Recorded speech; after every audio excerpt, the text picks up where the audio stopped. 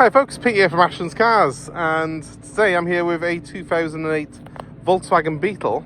It's the Lunar 1.6 convertible model, and this particular car I sold about 3.5-4 years ago to a customer who has now part exchanged this in for a new car.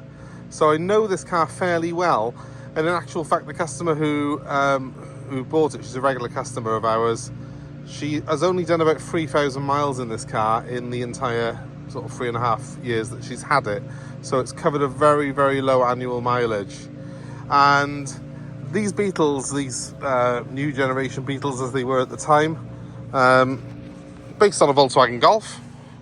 So they're very practical, very good mechanicals on them.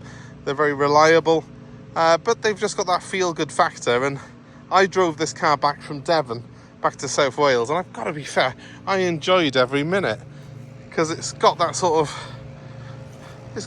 feel-good factor to it, that cool vibe.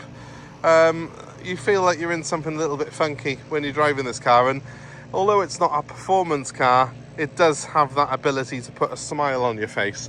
So I quite like the Beetle personally. Obviously you'll either love it or hate it, and of course, yes, it's a front-engined water-cooled car. It's nothing like the original. It's basically just a retro design on a Golf platform, but you know, I don't mind that really. And there's nothing wrong with a Volkswagen Golf. So the sort of the basic configuration of the car and the basic recipe is a good, solid, reliable car, but then with this cool body on top.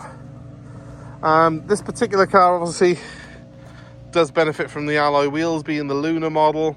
Lunar models, you also get an electric roof, which is quite good. I think the 1.4 was manual, and then the 1.6 got the electric roof. And of course, that brings me on to perhaps the main thing about this is that, in my opinion, the 1.6 petrol is the best of the Beetle convertibles. The 1.4 is a little bit underpowered.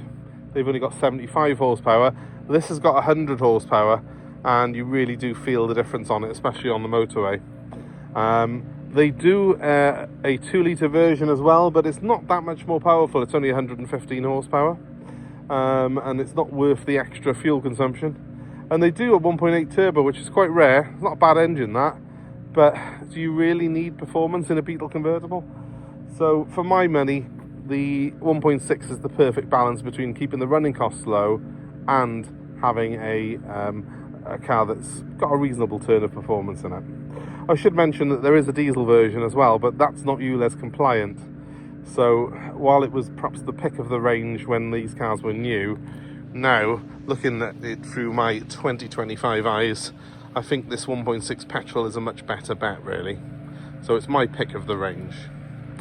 So criticisms of this car, well, the rear visibility is not great. You can probably already tell that because I'm stood behind it now and you can't see the steering wheel. The way the roof folds on these is it sits up on top, proud of the car, which looks good in a retro sort of way, but it does hamper the rear visibility a little bit. And I do think the previous owner, unfortunately, has caught not just this corner, but also this corner as a result of that. But that's pretty much the only marks on the car. I will be honest and say that we've had the headlights re-lacquered on this model. We've had that done professionally. It is a proper job that will last, because when I did drive up from Devon, I noticed that they were looking a little bit, the light wasn't the best that they were giving out. So they were a bit battered from the years of wear. But I've had them re-lacquered, they're like new now, and the light they throw out now is much, much better. So that's one of the things that I've had done on this car. Looking inside,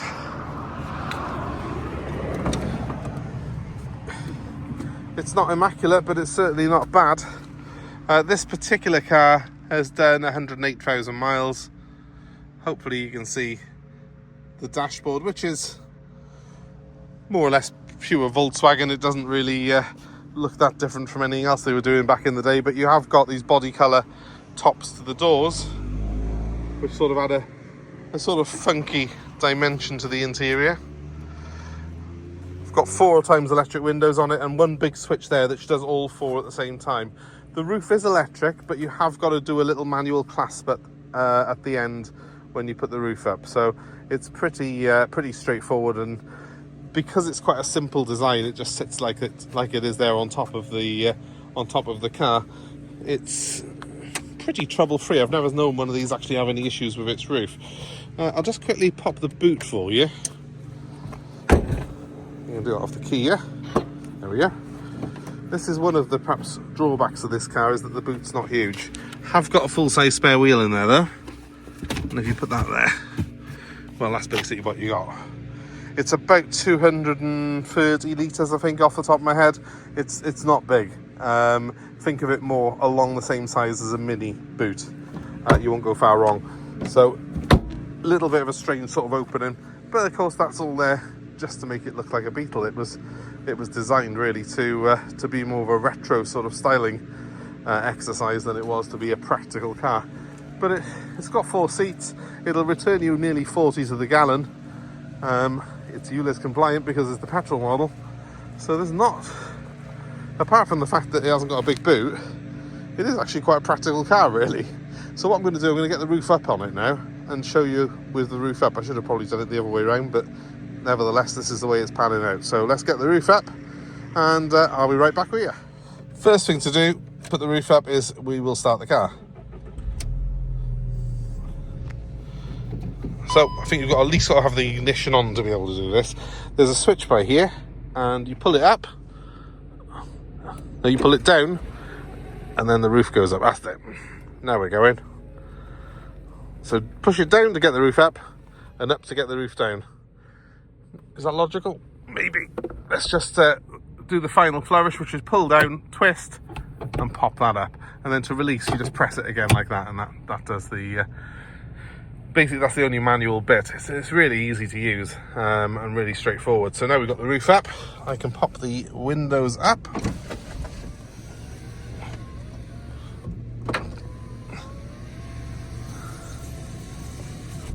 And we're snug inside our Beetle convertible.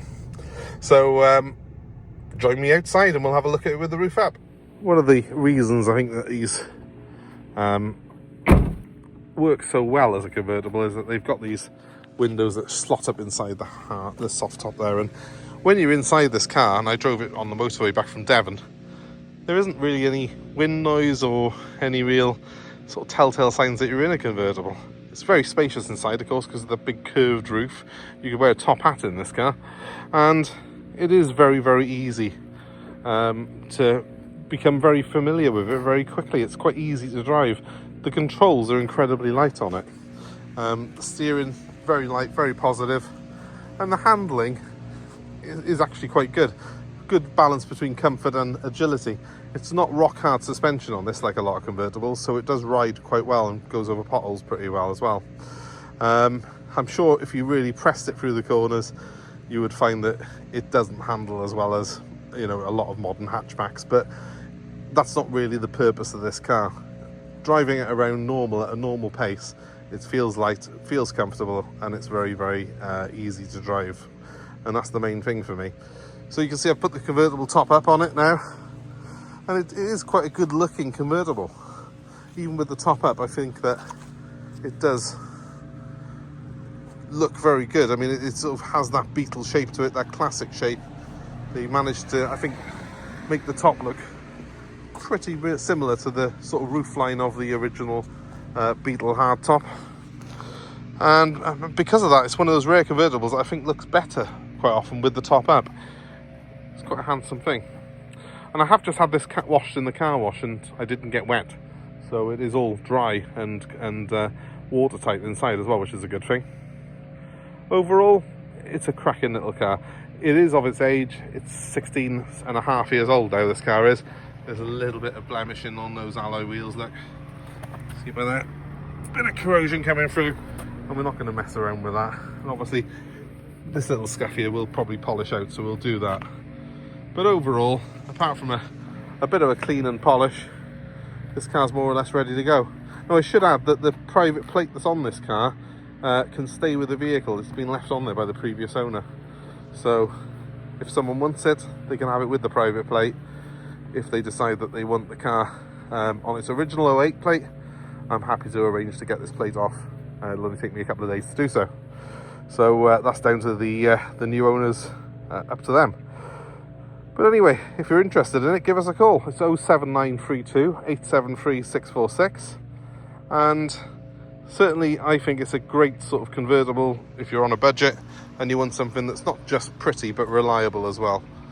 It does really work well as an everyday car, this. So 07932 873 646, that's the number. Happy to take part exchange, and of course we are happy to arrange delivery anywhere in the UK. So give us a shout and let us know where you are, and we'll arrange it for you. Thanks for watching, guys. Have a great day, and please don't forget to give us a like, share and subscribe. Hit the notifications and you will be kept informed of what's coming in next. Thanks for watching. Bye for now.